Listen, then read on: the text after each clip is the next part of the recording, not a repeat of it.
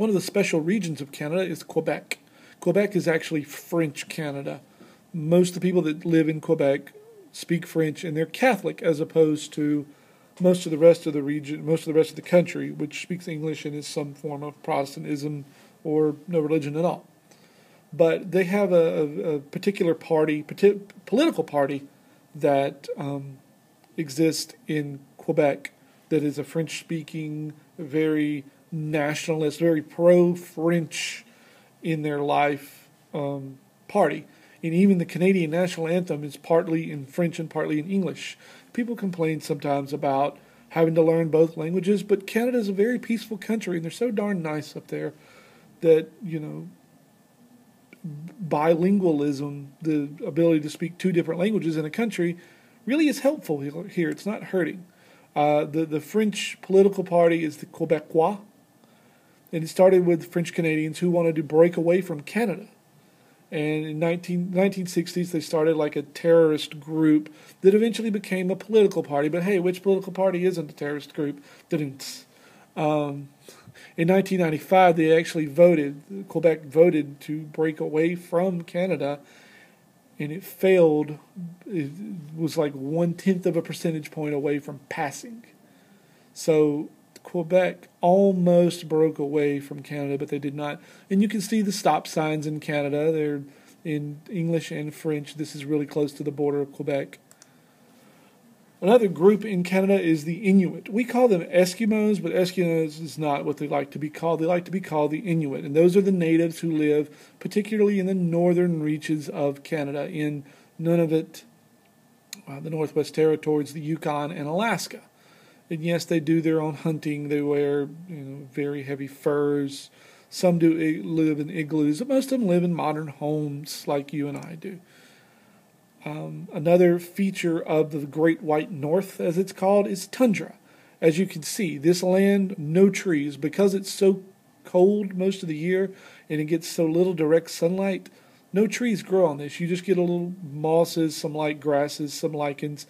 Yes, that is a reindeer. But during the winter, it gets covered in snow and it's just frozen. Canadians also love their ice sports, especially their hockey, because hockey was invented in Canada, so the Canadians have a very deep attachment to ice hockey. They love it a lot.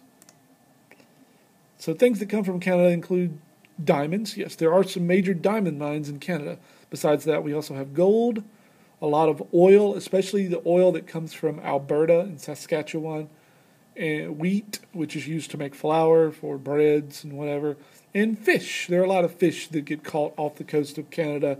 Cod, haddock, salmon, a lot of really good fish. Then we have the United States. 50 states, a couple of territories, including the Virgin Islands and the Commonwealth of Puerto Rico. The District of Columbia, I forgot about that one. The United States is the world leader in entertainment, internet, economy, which is kind of questionable now. The number of billionaires, the amount of television we produce, the amount of radio we produce. We're number one in a lot of things. The United States is actually what we would call a hyperpower. Now, back from 1945 until 1989, the United States was known as a superpower. And a superpower is one of two major countries in the world. But since the collapse of the Soviet Union in 1989, the United States now stands as a hyperpower, the one major political and economic and cultural force in the world. Now, you could argue that China is also a superpower, but the reason I believe that the United States is still a hyperpower is because you look at the number of people who come to college in the United States from afar as opposed to those who go to China. If you look at people from wherever, let's say somewhere in Africa, and they want to study abroad, they come to the United States to study. They don't go study in China because even people from China come and study in the United States. So I firmly believe the United States is still a hyperpower just because it culturally, educationally, and politically sets the tone for the rest of the world.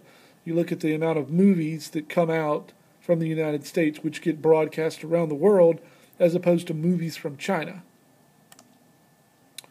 Another term I want to throw at you is the term megalopolis. A megalopolis is a giant piece of land, or a giant, basically, continual city. And if you were to drive down Interstate 95 from, say, Portland, Maine, all the way down to Richmond, Virginia, you would just go through city after city after city after city after city, and there's really not a break. And there's a little break here between Richmond and Arlington, Virginia. But for the most part, it's continually just city after city after city. So this megalopolis, which comes from the Greek for huge city, basically, is 1% of North America's land, but 20% of North America's population. It stretches, I guess you could say, from Maine all the way down to Virginia. This says New Hampshire to Virginia, but most of it's along Interstate 95. It has a heavy population density. A lot of people live in this small space. The largest city in the United States is New York City with 21 million people. A lot of people come to New York for tourism. It is a culture and media hearth. When you turn on your TV in the morning and watch the news, where are they broadcasting out of? Times Square in New York. It's also home to the United Nations, and it's very heavily ethnic. You'll find a Ukrainian neighborhood over here, a German neighborhood over there, a Russian neighborhood, a Chinese neighborhood. There's a lot of different little ethnic neighborhoods all throughout New York. Another region I want to note is Silicon Valley. And to kind of look at this map in perspective, this is San Francisco, this is Oakland, Berkeley's back over here, and this is all the internet corporations. A lot of the companies that are in the internet or involved with the internet are based in this area. Companies like Intel, which makes computer parts, Cisco, which makes computer systems, Sanyo, which makes technology. Let's see what else you got here. Microsoft. Oh, yeah, you might have heard of them. They got a company there, Sun, which makes some microsystems. But there's a lot of different internet-based, web-based companies in Silicon Valley. And it's called Silicon Valley because the computer chips are made out of silicon, which is made from sand. So they say that this valley is made out of silicon. Another region I want you to note in California is the Central Valley, and it's this green area right up here which runs from Bakersfield all the way up to Redding in California, and it's a very agriculturally heavy region. They grow a lot of the foods that we eat, like the lettuce and avocados, and there are oranges. They grow a lot of cotton there too, but there are a lot of farm products that are produced in the Central Valley. And so you have a lot of migrants, a lot of people who come from Guatemala, Mexico, El Salvador, which move from farm to farm, or whatever picking season it is. If it's time to pick, cherries, they'll pick cherries. If it's time to pick apples, they'll move to the apple farm. And they just continually move from place to place to place, picking whatever crop it is time for. Hawaii, I wanted to mention it because it's known for its pineapples and Spam. Because there's not a whole lot of land to Hawaii, they're kind of limited on what kind of meats they can eat, so Hawaiians eat a lot of Spam. Realistically, it belongs in the Pacific realm with Polynesia, and it's more closely linked to Asia and Polynesia, and the people are there too, the way they dress and the language they use, the original Hawaiians use. But they speak English in Hawaii, and there are actually a lot of Japanese that also live in Hawaii. And Alaska is very cold in the north, mild in the south, known for their oil, their fish, and their giant king crabs, which are really delicious, and the Inuits. This is a really cool sign because it says danger, polar bears, no vehicles beyond this point. Just kind of a neat thing. One thing I do want to note is NAFTA, the North American Free Trade Agreement. NAFTA. What it did is it basically lifted all the taxes on all goods made and shipped between Canada, the United States, and Mexico. It was passed in 1993. And what it did is it opened up wide trade among these three countries. The problem or the issue with it is the fact that now in Mexico, they can pay their workers 50 cents an hour to make DVD players when an American worker would have to be paid $10 an hour to make the same DVD player. So they make the player in Mexico and then sell it for the exact same price they sold the one in the United States, and then the company reaps the benefits off of selling the product for much cheaper, or for them there's much less cost because they don't have to pay their people as much. and they don't have to abide by the same safety rules and other things like that. So the United States ships out a lot of goods: entertainment, movies, music, fashion, clothes, blue jeans, automobiles, Fords and the Chevrolets, and a lot of different vehicles that come out of the United States.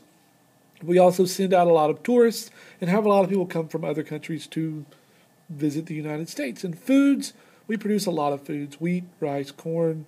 Well, cotton's not a food, but it's a crop we grow a lot of here in the United States.